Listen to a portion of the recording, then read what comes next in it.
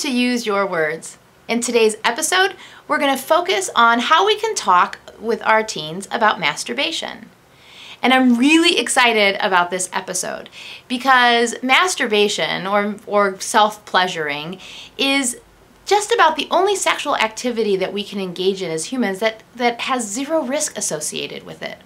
So I'm hoping that more and more parents will talk to their kids about masturbating and all the benefits that it has and how normal it is. And that lots and lots and lots of people do it, yet we still don't talk about it very much.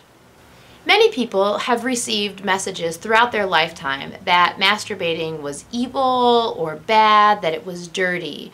And unfortunately, we internalize those messages and we may pass them on to our kids without even meaning to. This happens sometimes when they're just infants and we don't call their genitals by their medically accurate anatomical names. So we name the vulva a private, or your coochie, or your thing, or down there. And none of our other body parts have different names. We call our knee, or our nose.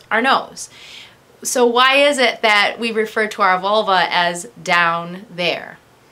One of the things I really appreciate about sex positivity is that it's always a learning curve. It's always an opportunity to learn more and to grow. And you can frame your conversation with your teen in this way. You know, I really felt like this, or these are the messages that I received growing up, and I realized that I may have shared some of those messages inadvertently with you.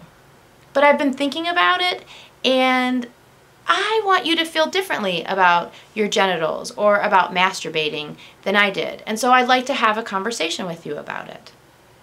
When we're honest with our kids, no matter how vulnerable it may make us feel, they know that we're being genuine, and a different kind of relationship can develop when we trust that our young people will really listen to what we have to say.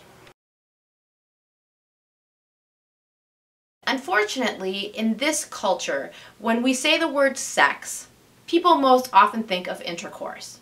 So our teens get the impression that to be sexual, they need to engage in intercourse-type behaviors. When they're babies and little, we do a lot of touching and cuddling with them. We're always hugging them and touching their heads and faces. I mean, we're touching them all the time.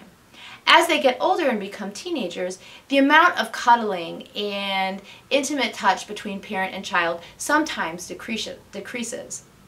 This doesn't mean that the desire to be touched and cuddled diminishes in our teens. They still want that. Now let's go back to what I was just talking about, that for many people in our culture, when you think about sex, you think about intercourse. So if I'm a young person and I'm really hungry for touch, and I think that the only way that I can be intimate with a partner is to have intercourse, then I am eliminating a whole array of behaviors and activities that I could engage in with my partner that would actually satisfy the hunger that I have for touch and cuddling without any penetration or risky activities at all. Masturbation falls into this category. Self-touch and self-pleasuring can feed some of the hunger that young people have, that desire to be touched and to feel the pleasure of touching. Masturbation satisfies all of that.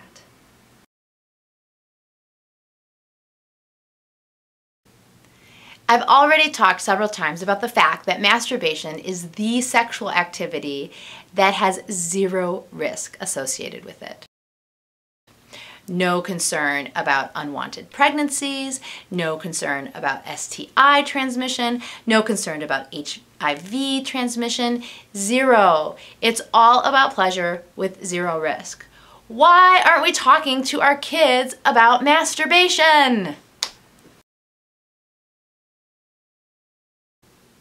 If sexual intercourse is not part of your value system for your teen, and your kids are having partners or people that they really care about, people that they may be engaging in other sexual behaviors with, I think it's a good idea to talk about how masturbation may be a way for them to deal with some of the sexual tension and excitement that may build up when they're with someone that they're attracted to or they care about.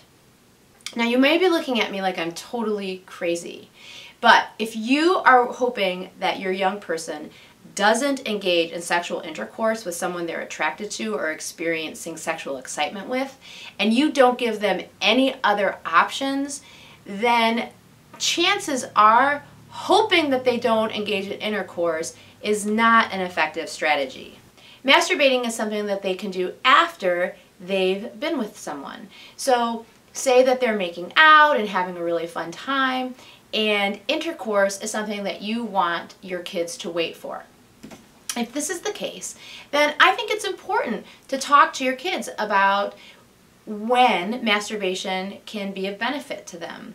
So you're going to be with this person and you're going to be really excited and it's going to feel really good.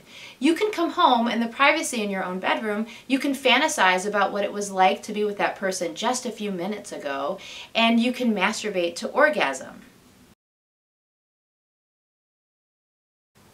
When we know our bodies really well, when we understand what brings us pleasure and makes us feel good, that creates a sense of self-confidence and empowerment.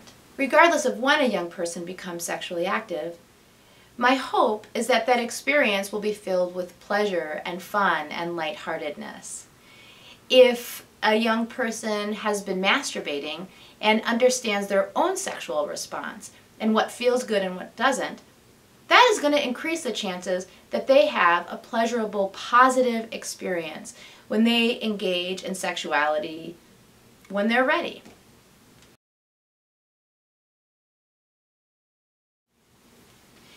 Today's resource comes from Planned Parenthood. It's an online resource, Masturbation, Myth, and Facts.